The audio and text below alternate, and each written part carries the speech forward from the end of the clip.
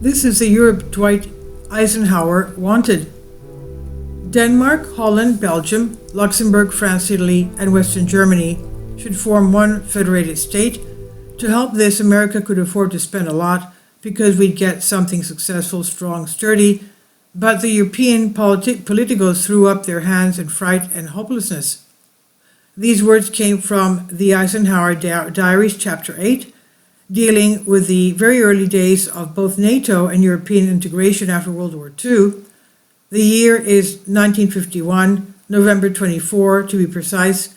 General Dwight D. Eisenhower, America's Allied war hero, had been sent back to Europe by President Harry S. Truman as NATO Supreme Allied Commander earlier that year. Anyone wondering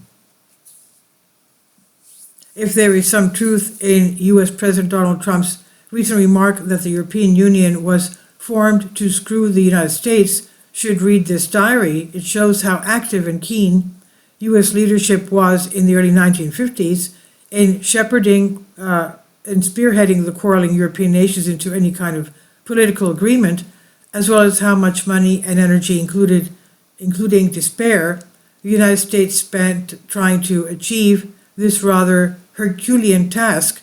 It also illustrated in clear economic sentences how immense the contrast is between American attitude towards Europe then and now. Denmark, Holland, Belgium, Luxembourg, France, Italy, Western Germany should form one federated state. These words came from the Eisenhower Diaries, Chapter 8, as we said.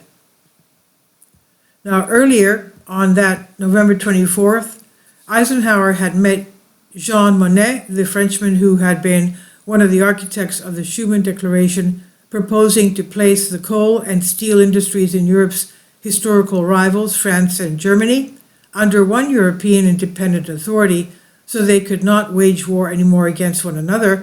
But by the end of 1951, Monnet was on his way to presiding over his high authority of the European coal and steel community, implementing the plan.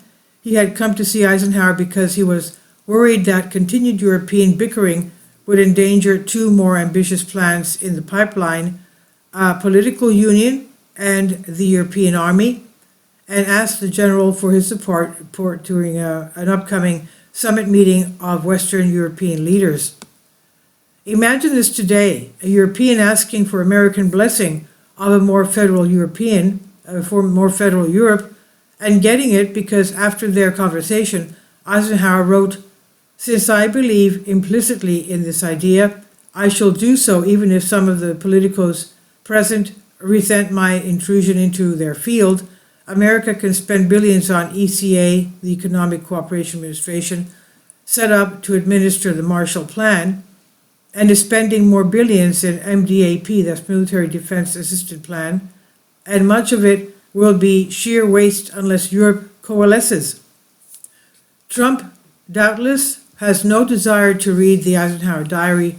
Facts do not seem to interest him, especially if they prove his narrative wrong. But for Europeans, the book is highly recommended right now. Sometimes looking at the past makes us more clear-eyed about the present. The book shows how, under rather similar circumstances, a substantial security threat from Moscow, the United States was doing everything it could at the time to get European integration off the ground and foster it, whereby today it is unsupportive and often outright hostile. For example, the Heritage Foundation, the organization that composed the Radical Project 2025 plan for Trump's second administration, convened a meeting on March 11 with several American Eurosceptic groups where they discussed the best way to bulldoze the European Union. On the basis of working paper titled The Great Reset, Restoring Member State Sovereignty in the European Union, participants examined the possible dismantling of the European Commission and the European Court of Justice. According to the paper, the European Union is evolving into a quasi-federal state, limiting national decision-making power, and is imposing ideological motivated policies on member states without any mandate. Well, that's not right. Under the plan, the EU should cease to function in its current guise and be changed to a loose body for intergovernmental cooperation of limited scope called the European Community of Nations, and I totally agree with that. But the plan is puzzling because the 27 member states have never been so powerful in decision-making in Brussels as now. Not only are they the ones who decide on each new European policy step, from a European energy policy to a recent rearm Europe policy financing and boosting Europe's defense industry, they also actively steer its implementation as never before. And moreover, Europe is becoming more intergovernmental. For instance, the European Parliament, which has proved to be a formidable counterforce against the member states, is increasingly sidelined by the 27 capitals. But the larger point, of course, is that the Heritage Paper serves as the example of how futile 8 decades of transatlantic closeness seems to have become for the current U.S. administration.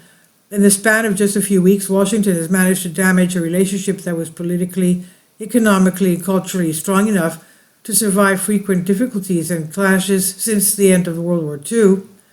But while disagreements over NATO missiles or the wars in Afghanistan and Iraq were deep, they never broke the relationship.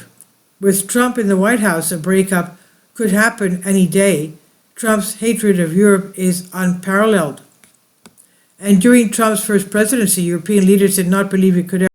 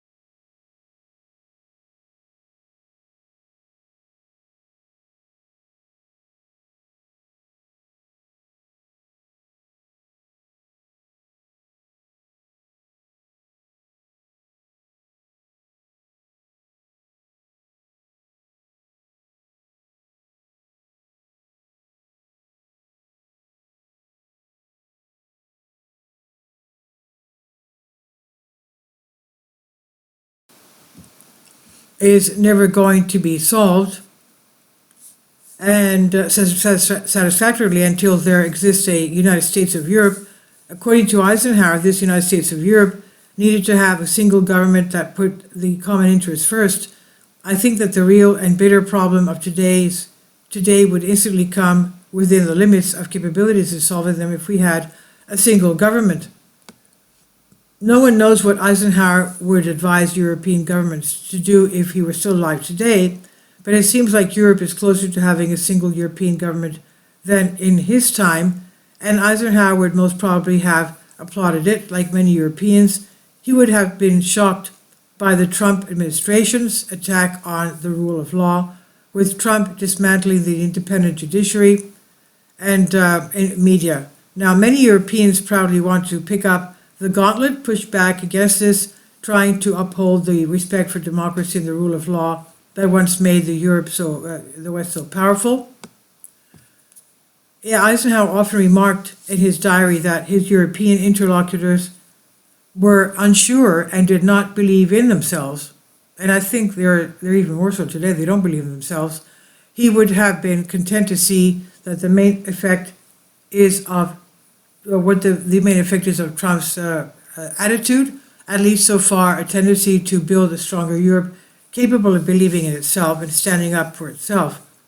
He told them this so many times. In his diary, December 21st, 1951, he explained why a stronger, more confident Europe was important. Today, those words still ring awfully true. This is how he put it: a more politically united Western Europe is essential to the welfare and security of the free world. This is from Foreign Policy on DNYUZ. Now, one problem that the Europeans have is their clashy history with each other, and also that each country speaks a different language. It's not like the United States or Canada or North America that speaks English. So there's a lot of differences in Europe. Please leave your comments, and thank you for your support. Please support my Patreon account. The daily posts are 5 videos daily, and they are totally different from what I have on my YouTube channel. Thank you so much for your support and that you find all my content so interesting. You'll find the Patreon account details in the description box below.